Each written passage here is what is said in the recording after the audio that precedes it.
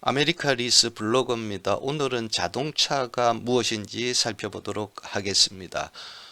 자동차 리스 클릭하시고요. 목차가 나옵니다. 목차에서 자동차가 무엇인지를 찾아보겠습니다. 여기 있습니다. 자동차는 무엇인가? 오늘은 이 주제로 간단하게 설명을 드려보도록 하겠습니다. 자동차가 무엇일까요? 저보다도 시청자 여러분들이 더 잘 아실 겁니다. 그런데 생뚱맞게 자동차가 무엇인지 살펴보는 이유는요. 자동차 리스를 다루는 블로거입니다. 전문적으로 다뤄보려고 합니다. 그러다 보니까 대상 물건에 대해서 정확하게 파악을 하고 가는 것이 앞으로 제가 설명드리는 것에 대해서 이해도를 높일 수 있어서 오늘 자동차가 무엇인지를 살펴보도록 하겠습니다. 자동차는 원동기 장치를 해서 동력으로 바퀴를 굴려서 땅 위에서 움직일 수 있도록 만든 장치를 말합니다. 땅 위에서 이렇게 돼 있네요. 동력으로 움직이는 게 비행기도 있기 때문에 땅 위에서 움직이는 것이라고 했네요. 그죠? 그 다음에 원동기 장치. 원동기 장치를 동력으로 해서 바퀴에 힘을 주는 건데요. 요즘은 전기차가 나오니까 이 말도 조금 더 확장해야 되겠네요. 그죠? 예, 사전에는 이렇게 나와 있습니다. 나와 있고 전기차까지 하자면 물리적 힘을 동력을 바퀴에다가 줘서 그 물체가 땅 위에서 구를 수 있도록 만든 장치를 자동차라고 정의할 수가 있습니다. 이렇게 정의된 자동차 중에서 리스에서 취급 가능한 상품은 자가용, 승용차라고 하잖아요. 예, 이 부분을 주로 다루고 있습니다. 승용차 이외에도 물건을 싣는 화물차가 있고요. 사람을 많이 태우는 승합차가 있고요. 샘팔이라든가 사다리차라든가 이러한 특수 자동차도 있습니다. 이러한 차들도 리스를 하기는 하는데 우리가 통상적으로 알고 있는 운용 리스보다는 금융 리스로 주로 지급을 하고 있습니다. 따라서 리스다라고 하면은 우리나라에서는 아하 운용 리스를 말하는구나. 그 운용 리스 중에서도 승용차, 자가용을 주로 말하는구나. 이렇게 이해를 하시면 되고요. 코란도 스포츠 같은 경우는 자가용 같이 보이지만 화물차거든요. 그 경우에도 운용 리스를 많이 하고 있습니다. 그래서 화물차 일부까지 승합차까지도 운용 리스로 지급되는 경향이 있다. 이 정도로 제가 말씀을 드리겠습니다. 그 다음에 자동차의 사용 가치에 대해서 설명을 조금 드려야 될 것 같습니다. 자동차가 만들어서 공장 문을 나오기 전까지를 세차라고 합니다. 공장 문을 나서서 사용이 되면은 그거는 사용된 차잖아요.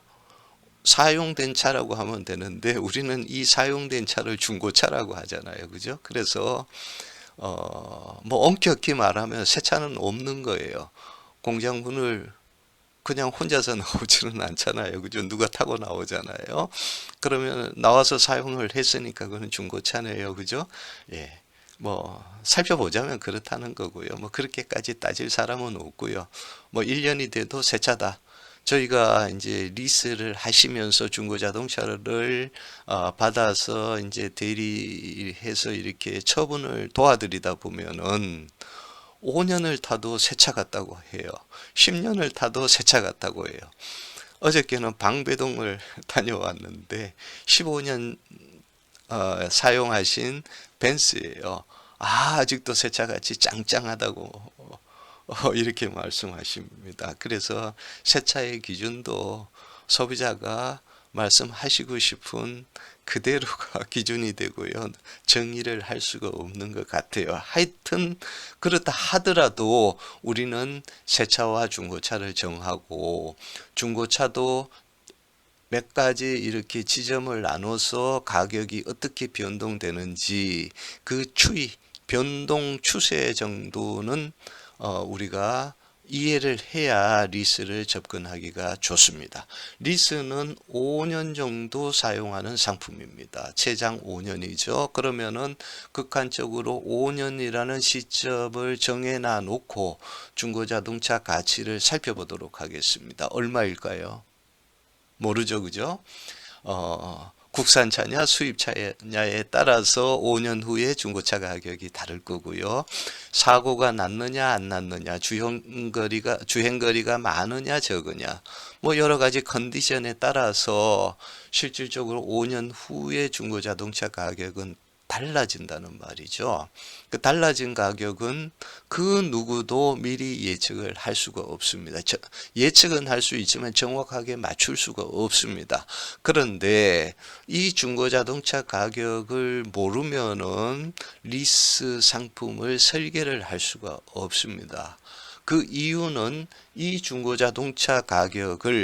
중고자동차를 시장에 판매하면은 다음에 몇 푼이라도 받게 됩니다. 그거는 내가 안 팔더라도 시장에서 어느 정도의 가치를 형성하고 있잖아요. 그러다 보니까 이 금액까지 리스 이용자에게 리스 기간 동안에 부담을 시키면은 한 달 내는 금액이 많아지잖아요. 그러면 사용하기가 쉽지가 않아지잖아요. 그래서 리스는 이때 5년 후에 형성될 중고자동차 예측가치, 잔존가치라고 해요. 잔존가치는 잔존, 쓰고 남은 가치를 말해요. 그걸 빼고 나머지 금액을 리스기간 동안에 회수를 합니다. 그러다 보니까 중고자동차 가격은 매우 중요합니다. 리스 회사가 예측해서 소비자에게 제시하고요. 소비자가 얼추 저 정도면은 내가 큰 위험 없이 인수하거나 반환하는 데 도움이 되겠다. 이 선을 정해 놓은 것을 잔존가치라 하고, 잔존가치에 따라서 원래는 리스료가 변동이 생겨요. 이렇게 볼게요. 1억인데요. 새 차값이요. 중고차 값을 5천만 원으로 봤어요. 그러면은 리스 기간 동안 5년 동안 5천만 원이라는 돈을 지불하잖아요. 그런데 잔존 가치를 2천만 원이라고 봤어요. 그럼 리스 기간 동안에 8천만 원을 지불하잖아요. 그죠? 5천 지불하는 거 하고 8천 지불하고 하는 거 하고는 리스료가 엄청난 차이가 생길 거예요. 그런데 이거는 현금 흐름이잖아요. 중고차 가격은 5년 후에 가봐야 알잖아요. 그죠? 네. 그런데도 불구하고 우리 소비자는 이러한 메커니즘을 이해를 안 하시려고 하니까 그렇게 되면 리스료가 엄청나게 비싼 것처럼 보여요. 2천만 원이다라고 한 사람이 제시한 리스료가요. 그래서 중고차 값이 5천만 원입니다라고 제시한 리스를 선택을 했는데 만기가 보니까 정말 2천만 원밖에 안 나와요. 그때 3천만 원 물어내야 되는 거예요. 차값, 취등록세, 이자 어떠한 방법이든 소비자가 다 내시는 거예요. 리스거든요. 그래서 중고차 가격을 어느 정도는 예측을 해볼 필요가 있다. 그래서 중고자동차 가격이 어떻게 형성되는지는 다음에 한번 설명을 드리겠는데요. 각자가 호가를 하고 있습니다. 내가 파는 입장이잖아요. 이 차는 새 차 같아요. 많이 부르고 싶잖아요. 그죠? 그럼 많이 부르는 금액이 중고차 금액이에요. 근데 사갈 사람은 그렇게 부른 가격을 다 주고 사가면은 안 되잖아요. 비싸게 사거나 중고 매매상이라면은 맨날 집 팔아야 되잖아요. 그죠? 차 살려면은요. 그러면 안 되잖아요. 그럼 그 사람들도 부를 거 아니에요. 그 사람들을 또 호가를 해요.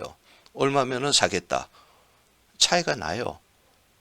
한 번도 맞아본 적이 없는 것 같아요. 저도 한 25년, 거의 30년을 자동차 시장에 있어 보는데요. 저는 중고자동차가 전업이 아닙니다만은 있어 보는데 양 당사자의 금액이 한 번도 일치해 본 적이 없습니다. 갭이 아주 커요. 그 갭을 줄이는 역할을 중고매매상들이 하시는 것 같아요. 그러다 보니까 양쪽에서 다 화살이 날라와요. 못 믿을 사람이라 그래요. 그 극한의 순간을 이겨내고 양 당사자가 합의한 것을 중고자동차 가격이라고 해요. 대단한 하신 분들이 중고매매상을 하시는 것 같아요. 존경스러울 정도예요. 그런데 소비자는 뭐라고 그래요? 못 믿을 사람이죠.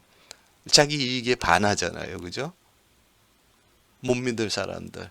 믿을 사람 하나도 없다. 그 중에서 중고자동차 딜러는 정말 못 믿겠다. 이렇게 나오거든요. 저는 그걸 25년간 경험을 해보니까 야, 대단하신 분이다. 저 극한의 순간을 이겨내고 영업을 하신 분들이니까요. 그것을 조율해드리는 분들이니까요. 아, 대단하다 이렇게 생각을 해요. 어쨌든 중고자동차 가격은 매우 중요합니다. 예, 이 정도로 중고자동차를 설명드리고요.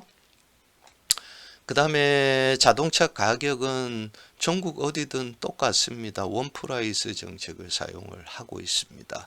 왜 그러냐면은 자동차 가격이 쏠림 현상이 생겨버리면 우리나라처럼 좁은 지형에서는 한쪽에서는 장사가 안 돼요. 이렇게 볼게요. 부산에서는 100만 원 깎아주는데 서울에서는 200만 원 깎아줘요. 그러면은 부산에 계시는 손님들이 죄다 서울 오셔가지고 차를 사서 잘 놀다가 서울 구경 다 하고 내려가도 남잖아요. 그죠? 그럼 부산 영업하시는 분들은 뭐 먹고 사나요? 이렇게 쏠림 현상이 생기기 때문에 소비자가 어떠한 생각을 하시는지는 모르지만은 자동차 가격은 전국 똑같습니다. 메이커가 가격 통제를 아주 철저히 잘 하고 계십니다. 그런데 누구는 싸게 샀고 누구는 비싸게 샀고 그러잖아요. 왜 그럴 것 같아요? 이거는요. 그 자동차 가격은 정해져 있고 프로모션을 몇 단계로 이렇게 나눠놨어요. 나눠놔서 대상자를 대상으로 할 수도 있고요. 그 다음에 단골 고객 한 대, 두 대, 세 대 사줬는데 이 사람들한테도 똑같은 가격을 주면 안 되잖아요. 그죠? 차별을 할 수도 있고요. 그 다음에 이번 달은 특수한 직종에 계시는 분들한테 혜택을 줄 수도 있는 거고요. 집단적으로요.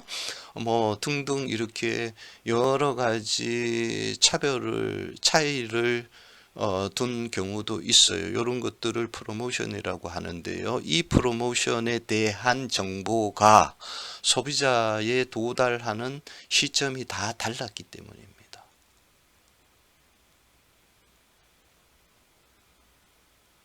그러면은 영업하시는 분들이 그 정보를 정확하게 소비자에게 전달을 시켜 드려야 되는데요.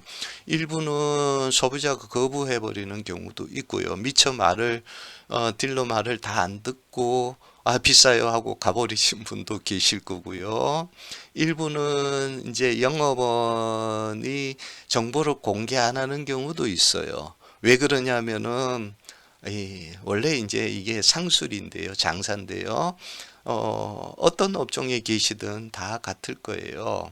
자, 이거는 우리가 10%를 할인을 하는데 소비자한테 10%를 할인 안 하고 정식 가격으로 구매를 잘 해서 시켰을 때는 1%의 인센티브를 드리겠습니다. 이렇게 인센티브가 정해졌다라고 한번 해보세요.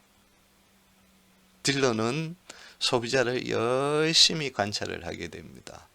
그리고 그 1% 때문에 소비자에게 9%의 이익을 드리려고 하지를 않을 수도 있습니다.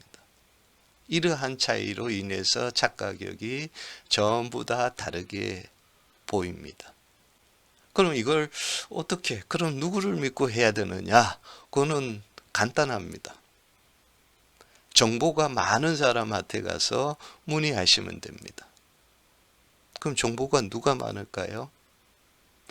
정보를 제일 정확하게 갖고 있는 것은 자동차 딜러입니다. 메이커에 소속돼서 판매 전략이 나오면은 제일 먼저 제일 정확하게 아는 것은 자동차 딜러입니다. 저희 같이 자동차 영업을 하시는 분은 정보가 어둡죠. 거기서보단 늦습니다. 거기보다는 부정확합니다. 그런데도 자동차 리스 영업하는 곳은요, 정보가 모이는, 수집되는 장소입니다.